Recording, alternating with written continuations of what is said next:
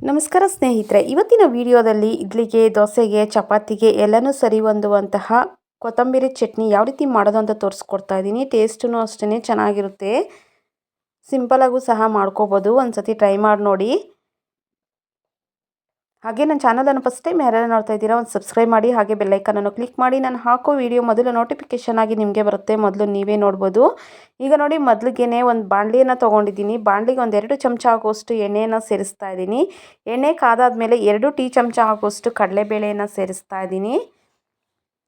ಹಾಗೆ ಇದಕ್ಕೆ 1 ಚಮಚ ಆಗುವಷ್ಟು ಉದ್ದಿನಬೇಳೆಯನ್ನು ಸೇರಿಸ್ತಾ ಇದ್ದೀನಿ. ಇವೆರಡು ಎಣ್ಣೆಯಲ್ಲಿನೇ ಲೋ ಫ್ಲೇಮಲ್ಲಿ ಚೆನ್ನಾಗಿ ಫ್ರೈ ಮಾಡ್ಕೋಬೇಕಾಗುತ್ತೆ. ಸ್ವಲ್ಪ ಕಲರ್ ಚೇಂಜ್ ಆಗೋವರೆಗೂ ಫ್ರೈ ಮಾಡ್ಕೋಬೇಕಾಗುತ್ತೆ. ಫ್ರೈ ಆದಮೇಲೆ 1 ಗಡ್ಡೆ ಆಗೋಷ್ಟು ಬೆಳ್ಳುಳ್ಳಿಯನ್ನು ಸೇರಿಸ್ತಾ ಇದ್ದೀನಿ. ಹಾಗೆ 2 ಇಂಚಿನಷ್ಟು ಶುಂಠಿಯನ್ನು ಸೇರಿಸ್ತಾ ಇದ್ದೀನಿ.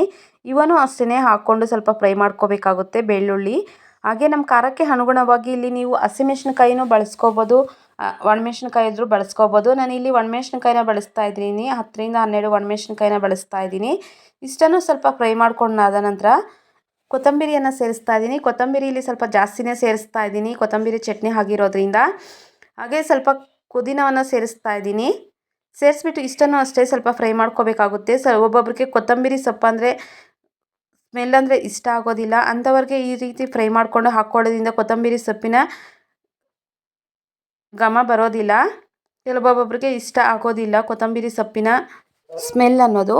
ಈಗ ನೋಡಿ, ಫ್ರೈ ಆಗಿದೆ, ಚೆನ್ನಾಗಿ ಫ್ರೈ ಮಾಡ್ಕೊಂಡಿದ್ದೀನಿ ಕೊತ್ತಂಬರಿ ಮತ್ತು ಪುದೀನ. ಹಾಗೆ ಆ ಕಪ್ಪಲ್ಲಿ 2 ಕಪ್ ಆಗುವಷ್ಟು ಕಡಲೆಪಪ್ಪನ್ನು ಸೇರಿಸ್ತಾ ಇದ್ದೀನಿ. ಸ್ಟವ್ ಆಫ್ ಮಾಡಿಬಿಟ್ಟಿದ್ದೀನಿ. ಹಾಗೆ ಒಂದು ಸ್ವಲ್ಪ ಹುಣಸೆಹಣ್ಣನ್ನು ಸೇರಿಸ್ತಾ ಇದ್ದೀನಿ. ಒಂದು ನೆಲ್ಲಿಕಾಯಿ ಗಾತ್ರದಷ್ಟು ಹುಣಸೆಹಣ್ಣನ್ನು ಸೇರಿಸ್ಕೊಂಡು ಒಂದು ಸತಿ ಎಲ್ಲ ಮಿಕ್ಸ್ ಮಾಡ್ಕೋಬೇಕಾಗುತ್ತೆ.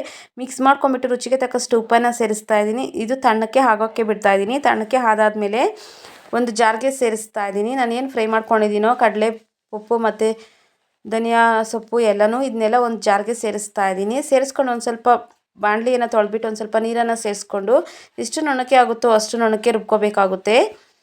ಟೇಸ್ಟೂ ಅಷ್ಟೇ ಚೆನ್ನಾಗಿರುತ್ತೆ. ಬೇಗನೂ ಮಾಡ್ಕೋಬೋದು, ಸಿಂಪಲ್ಲಾಗಿ ಆಗುತ್ತೆ. ಕಡಲೆ ಬೀಜ ಅವಶ್ಯಕತೆ ಇರೋದಿಲ್ಲ. ನೋಡಿ, ನುಣ್ಣಕ್ಕೆ ರುಬ್ಕೊಂಡು ಬಂದಿದ್ದೀನಿ ಚಟ್ನಿಯನ್ನು. ನೋಡಿ, ಎಷ್ಟು ನುಣ್ಣಕ್ಕೆ ಆಗುತ್ತೋ ಅಷ್ಟು ನುಣ್ಣಕ್ಕೆನೂ ರುಬ್ಕೊಂಡು ಬಂದಿದ್ದೀನಿ. ಸೈಡ್ಗೆ ತೆಗೆದಿಟ್ಕೊತಾ ಇದ್ದೀನಿ. ಈಗ ಒಂದು ಬಾಣಲಿಗೆ ಒಂದು 2 ಚಮಚ ಆಗುವಷ್ಟು ಎಣ್ಣೆಯನ್ನು ಸೇರಿಸ್ತಾ ಇದ್ದೀನಿ. ಎಣ್ಣೆ ಕಾದಾದ್ಮೇಲೆ ಲೋ ಫ್ಲೇಮಲ್ಲಿ ಇಟ್ಕೊಂಡಿದ್ದೀನಿ. ಹಾಗೆ 1/4 ಟೀ ಚಮಚ ಆಗುವಷ್ಟು ಸಾಸಿವೆನ ಸೇರಿಸ್ತಾ ಇದ್ದೀನಿ.